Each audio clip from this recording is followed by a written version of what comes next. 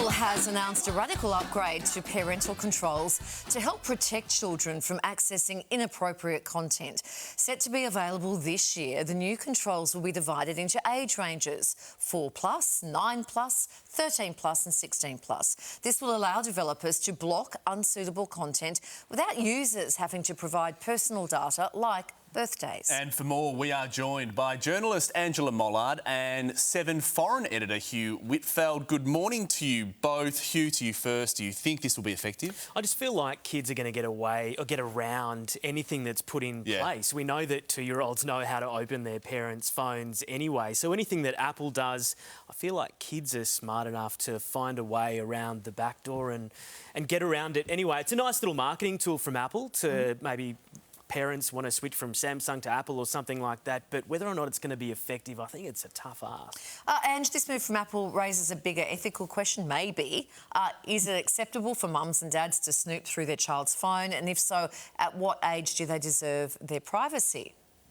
Look, I think they deserve their privacy the whole way through, but it's about building the relationship with your children so that they trust you to share with you when things go wrong, and you've built that communication with them, which you hope will go from very early through to 16. But that said, that's in principle. I've been sitting in my car while my daughter was in a drama lesson, and her phone was pinging, and I picked it up, and there was this absolute catalogue of bullying messages.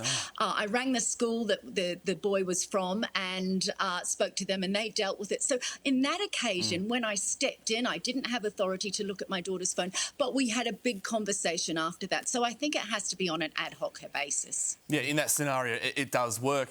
Moving on, guys, a Queensland council is under fire for proposed bin tagging system in order to improve recycling and reduce contamination. From March, council workers in Bundaberg will randomly inspect the contents of our bins placed out for collection, and households would then receive 1 of 4 coloured tags, depending on how well their rubbish is actually sorted. Do you feel comfortable having council staff rummaging through your trash? Absolutely not, especially when my 21-year-old has just had a party and I've just put all the bottles in the bin. Look, this is going to cause massive civil unrest, isn't it? Because you can think about it. You've got a dodgy neighbour, you don't like them very much. At 4 o'clock in the morning, you go and contaminate their bin, and then they come back at you. It's massively problematic. I note the mayor's not even interested in pursuing this. I just think, and also it's so infantile, the labelling of the labels. You know, fancy being told good job for doing a good job with your bin. That's pathetic. Yeah, so a green tag means great job, orange, room for improvement, red, not good enough. Hugh?